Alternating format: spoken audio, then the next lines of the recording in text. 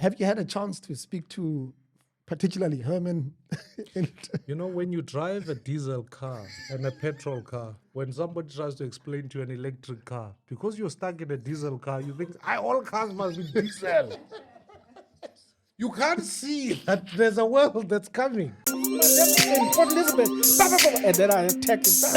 Wow, Kusoni, Mabianes and the Cyril Ramaphosas of this world. And all Ace Abba even worse. They must go. We didn't have food. We really came from. I said, okay. All right. This is the Ultimate Leadership Podcast, and this is a very, very special episode. Today we've got Mr. Mmusi Maimane, no stranger to most of you, notable leader, activist, entrepreneur, politician. Mr. Maimane, thank you so much for your time. I know we don't have much time. There are a couple of things that I wanted to ask you. Firstly, when I put out a statement on some of our social media pages that I'll be talking to Mr. Maimane briefly, and I asked some of the guys what they wanted to ask you. So there are one or two questions I want to take from them. But maybe let's start with why you are in the Eastern Cape, eBaye, Gqeberha, at Nangoza Jebe Hall.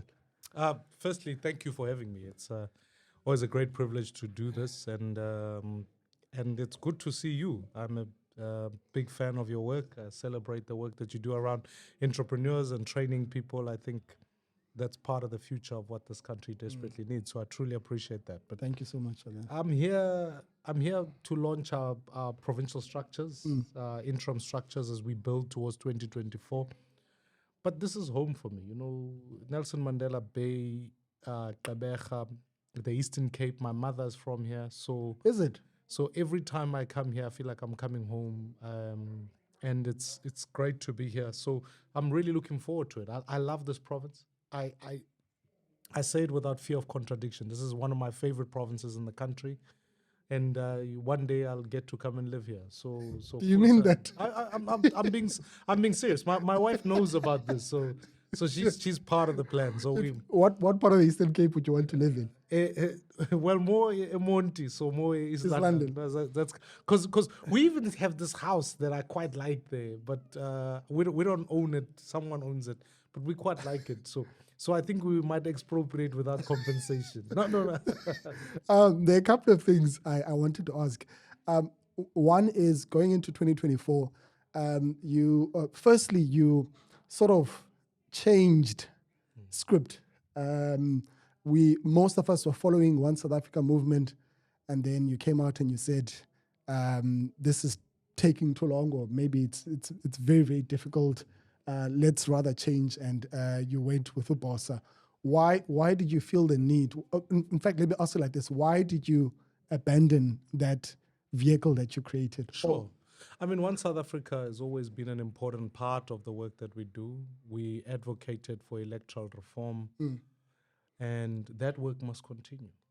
You know, One South Africa as an organization will take the matter of the new current Electoral Act to court, because we think that the changes need to happen. Furthermore, the idea of activism and fighting for issues that pertain to the dignity of citizens is something we've never departed from. But like in any other journey, you know, I always say it's like football, right? One of the things that One South Africa movement was fighting for was to say, maybe let's stop playing 11-a-side football because it delivers some problems like state capture, etc. Let's play 5-a-side. But the parliament that we have did not change the law sufficiently. It did not give power back to the people. And we knew that the only way we fight for change, because my ultimate mission in this country, doesn't matter what the vehicle looks like or what it is, we must fight for a truly prosperous One South Africa. We must build a country upon which your kids, my kids, can one day walk around safely, have a job, and know they've got a healthcare that provides for them. Now, we don't just set up electoral systems so that we have electoral systems. We set them up so that we can bring about the change and hold people to account. It became quite clear that Parliament didn't want that. It didn't want power back to the people. And the only route they're wanting to play is through a political party. So we set up Build One South Africa, really as an electoral vehicle for 2024 that will say to the people of this country, Here's the alternative we're trying to build. The principles don't change. The principles of going around to communities to identify leaders don't change.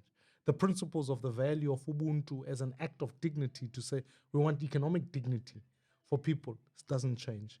The principle of being able to go, ultimately, this is for all South Africans, black, white, Indian, or colored, does not change.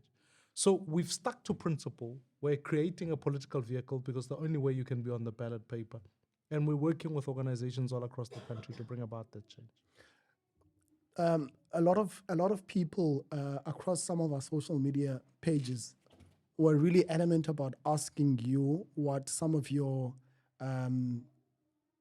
ideological views are, because a lot of people know you firstly from the One South Africa movement, and prior to that, the Democratic Alliance. And we know what you were saying then. Through Build One South Africa, what's your two things? What's your position on BBBEE, and what's your position on land? So I think there are a couple of things that I want to say from an ideological positioning point of view.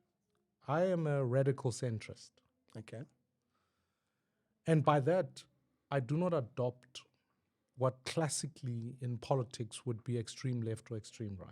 Okay. I think there's a room and a space for citizens like myself who think that there's a path that we can forge in the middle, not as a compromised position, but really as an aggressive position that says we can work together, we can achieve shared objectives, and that we make decisions on the basis of values.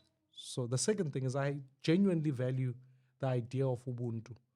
Not only just as a nice term, but Ubuntu gives me a sense of humanity. It says when I look at you, I've got to see the humanity in you. Yeah.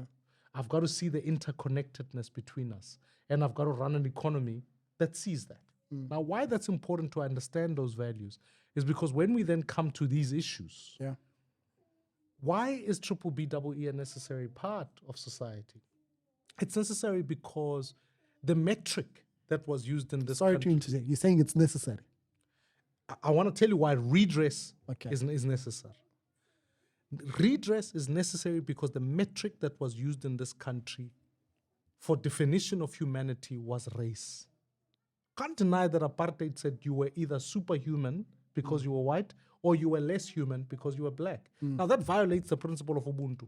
Now you got to say today, what is South Africa's economy looking like?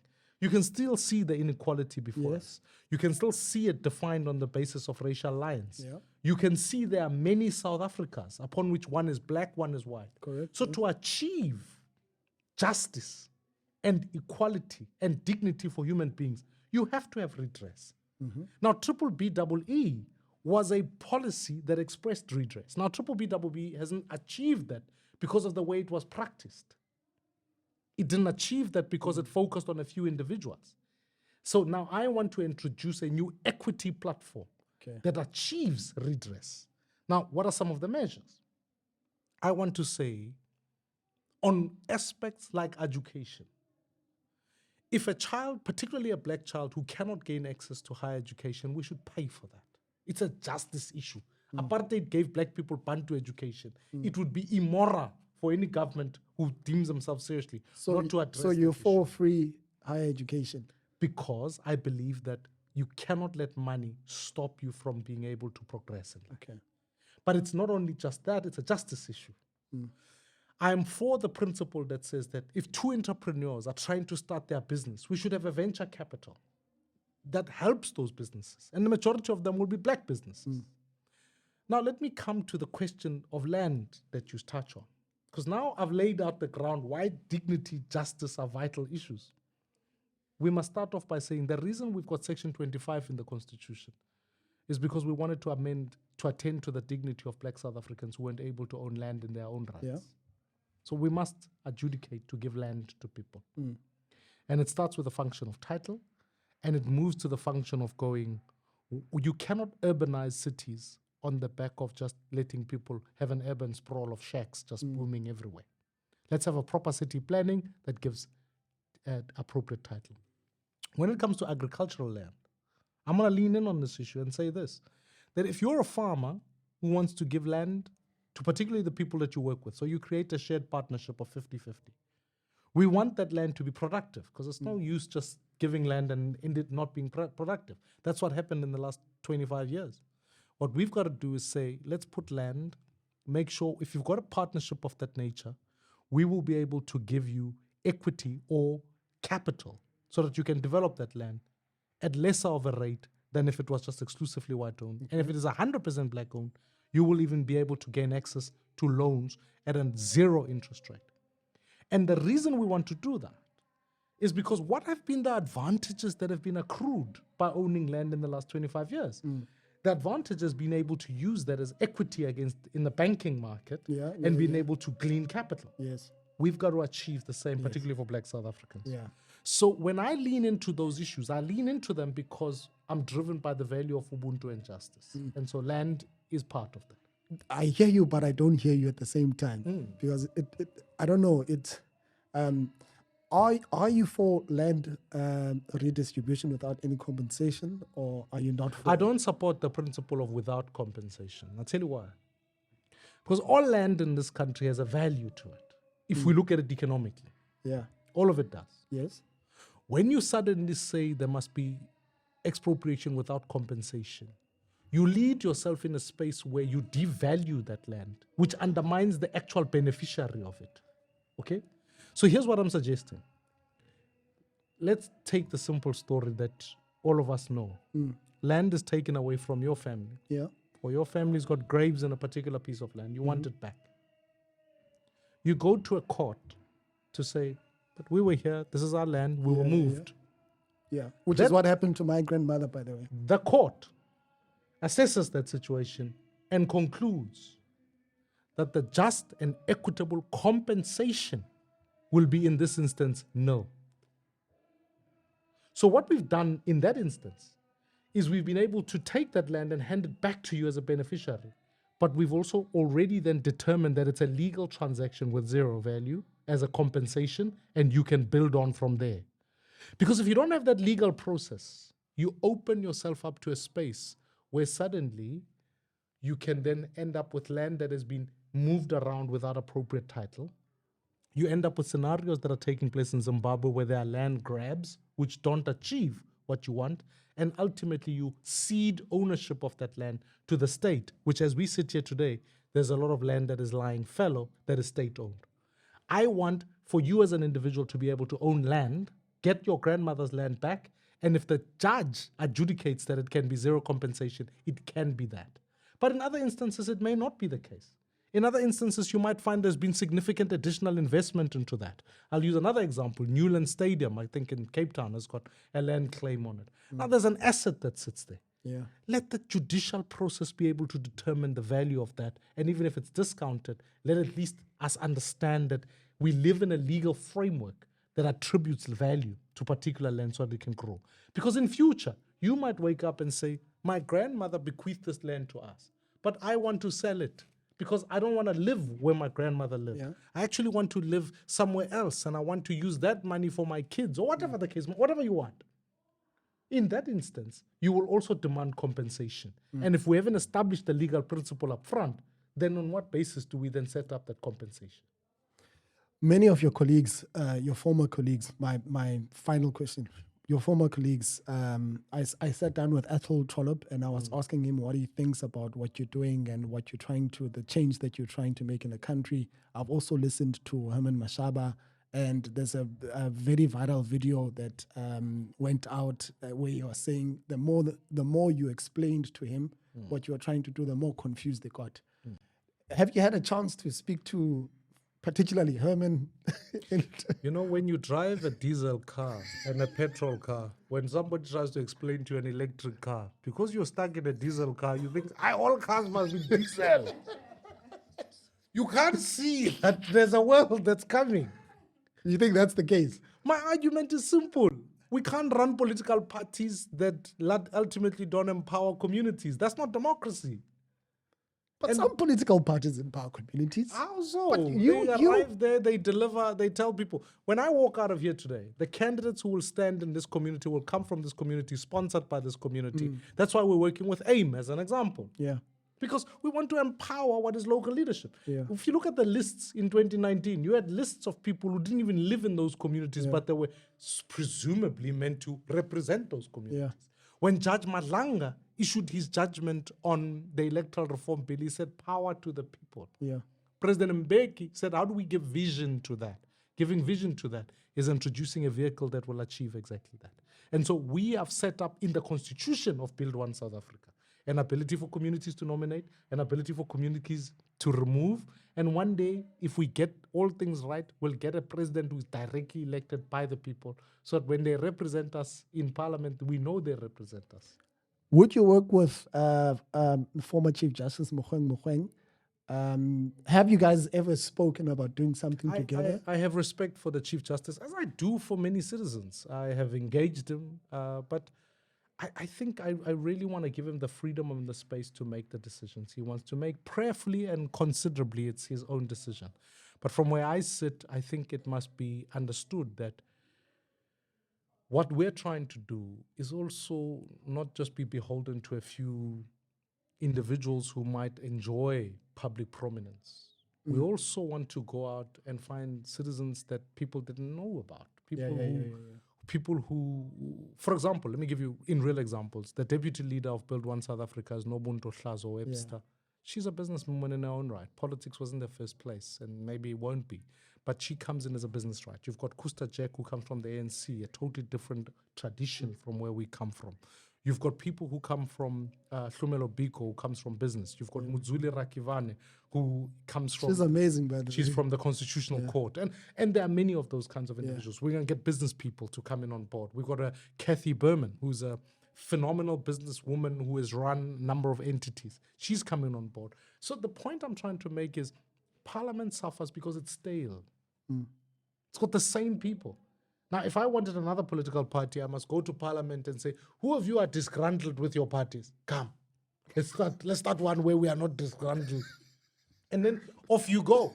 And then today the people were wearing this shirt, now tomorrow they're wearing that shirt. And then are you saying you won't accept any people from other parties? We've literally gone out. I want those to be in the minority. I want the majority of people who are in our organization to be new, fresh community people. Excellent. Mr. Maimane, thank you so much for your time. Thank you for having this conversation with us. My final question. What are you reading? What are some of your favorite books? Before you answer that, and what are some of the key leadership habits? This is a leadership and business development podcast. What are some of the key... you run a lot. I always see you posting, but you're always doing 5Ks, 5, 6. What are some of the key leadership habits, and what are you reading? And maybe coupled with that, what's your message to South Africans?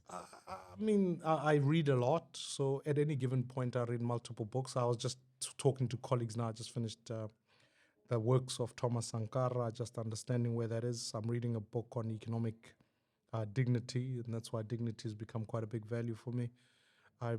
I kind of try and listen to multiple different books at the same time. So I've just finished one on multipliers. So that's a nice leadership discipline that I try and bring on board. So I kind of, there are a couple of things that I would say to anybody. You know, it's typical. What kind of individual do you want to be in the next number of years? And so every Monday morning, I have a business meeting, even with my own wife, to say, here are the 5 or 6 priorities that I've laid out and we've laid out to say, here's what we want to achieve. And, you know, by God's grace... For that week? No. Like, it comes out of what is our 10-year space. Like, so I kind of know in these number of years, this is what we want to do. These are the kind of kids we want to raise. And I can show you, we kind of look at what are some of our financial objectives, family objectives, faith objectives. And I look at what are some of the formation objectives, all of that. We lay it down backwards, and then we come to natural conclusions that say, here's what we want to try and achieve. That's the work that we're trying to do. And so, to the people of this country, let's build South Africa. Thank you so much, Mr. Maimane.